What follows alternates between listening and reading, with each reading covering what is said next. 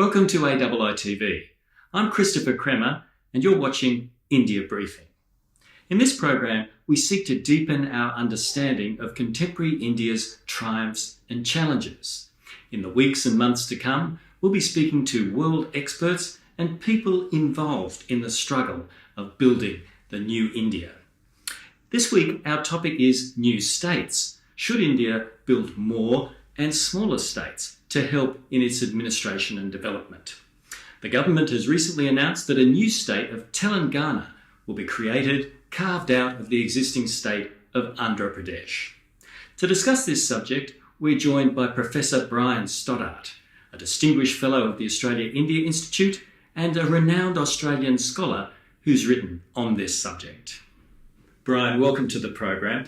Let's begin with the existing state of Andhra Pradesh.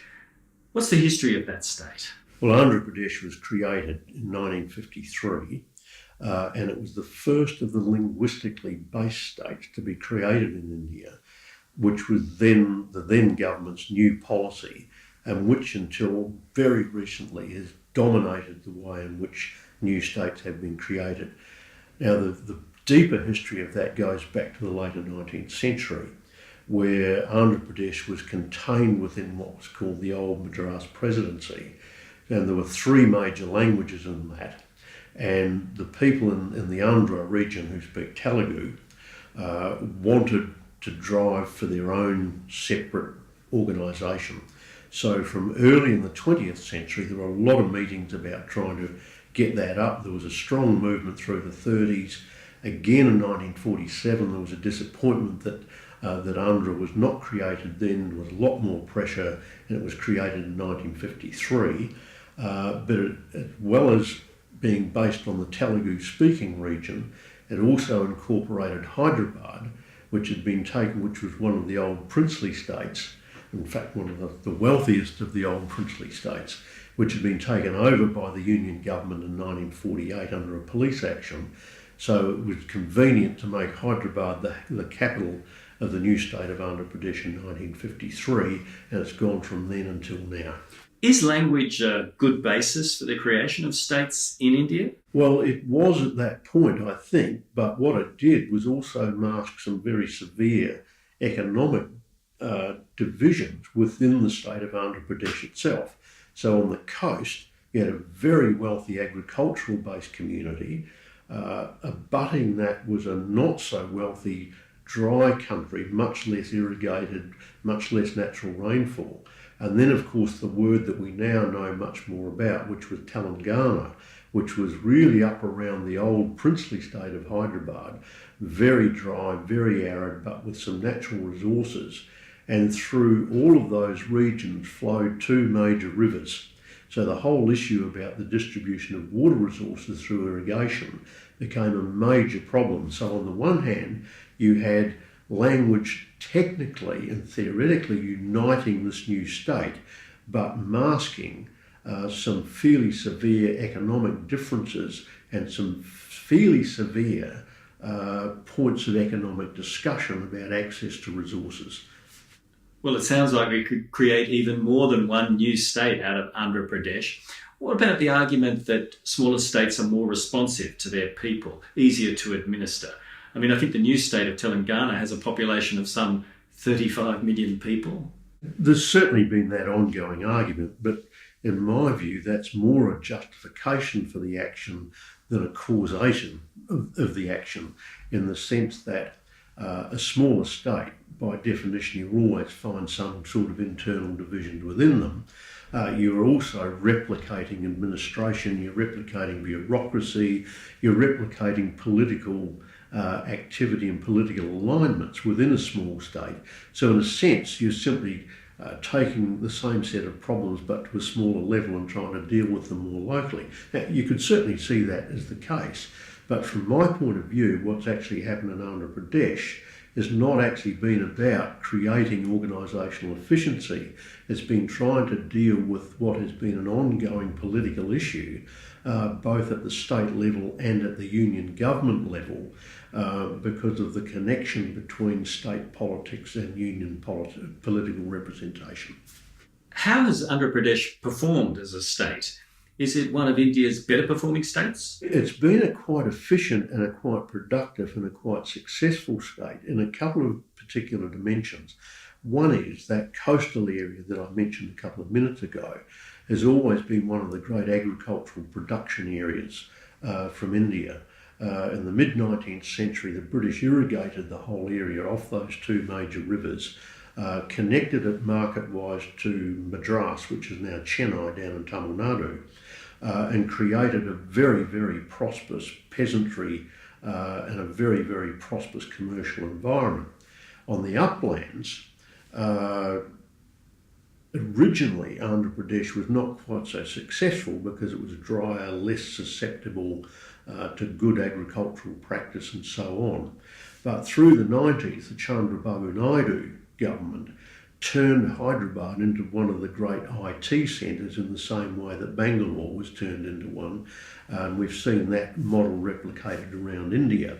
So that became a very powerful model too. So you had two of the three identifiable regions doing quite well, but that wasn't really enough to overcome the sense of almost disinheritance in a couple of the poorer areas. And then the coastal group got a little bit aggravated about the Hyderabad focus of the Chandrababu Naidu IT development exercise. So that government was thrown out on the grounds that there'd be more attention paid to agriculture. So we've seen this ebb and flow, but a couple of areas aside, you would have to say that Andhra Pradesh, both economically and socially, has been pretty successful.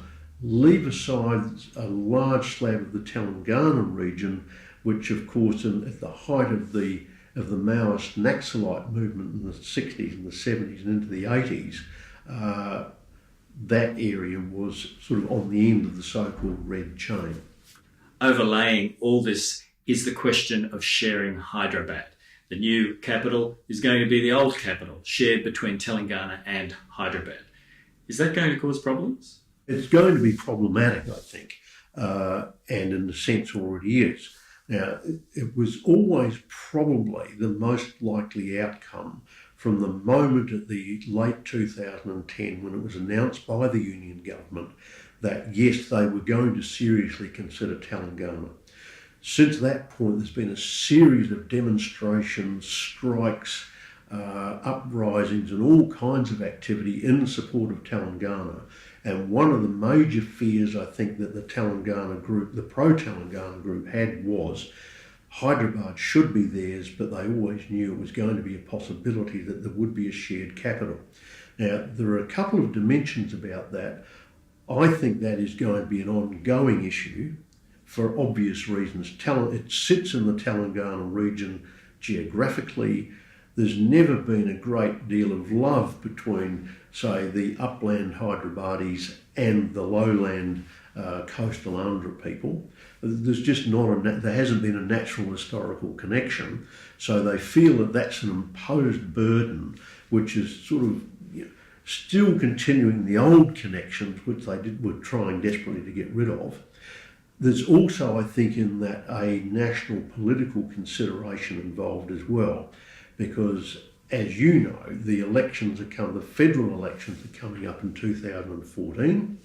At the last set of elections in 2009, Andhra Pradesh produced a huge vote bank for the Congress, which is at the heart of the national government now in that coalition of parties. Sitting in here, trying to keep some kind of connection between both of the major regions inside Andhra Pradesh, what will now be Andhra and what will be Telangana. The centre is trying to minimise its national political damage by trying to retain as many seats as it can in face of what's going to be a very difficult campaign. So, and yes, there's also the issue about, well, there does need to be some more time to create a new capital for Andhra itself. But personally, I think that's the secondary reason, because the Hyderabad issue has been at the centre of this.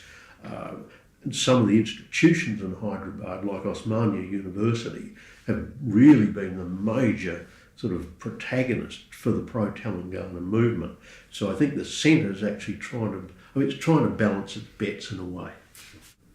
What do other states, particularly neighbouring states, make of all this? How is this going to be received, for example, in Tamil Nadu? Well, Tamil Nadu is interesting. In a sense, they will receive it either willingly or unwillingly. But the importance for them is that, as Chennai, for example, major city, 15 million or so, actually draws its main water supply from Andhra. So whatever happens in the state demarcation, those natural resources that cover both sides of the boundaries, yes, by definition, Tamil Nadu is going to have a very strong interest in the health and well-being and the prosperity of what remains of Andhra Pradesh in both its forms. And that, of course, relates as well to Karnataka and all those other states that are sitting around there. On the other side, of course, Odisha was set up as a separate linguistic-based state anyway, and they may well be wondering what comes next for them. And I think the other interesting thing about it is, particularly with the Telangana case, is what happens now to the Maoist groups that are still extant within some of those districts inside Telangana on the end of that Red Crescent coming down from West Bengal right through states like Chhattisgarh and elsewhere. So inevitably there will be some direct and indirect consequences of this state reallocation for all of those wider political and resource economic issues. Well, as always in India, plenty to chew over there, plenty of complexities and lots more to talk about in future. But for now, thank you, Professor Brian Stoddart. Thank you very much for speaking to us. Thanks, Tristan. That's it for India Briefing. I'm Christopher Kremer, and I look forward to joining you next time on AII TV for more news and views on India.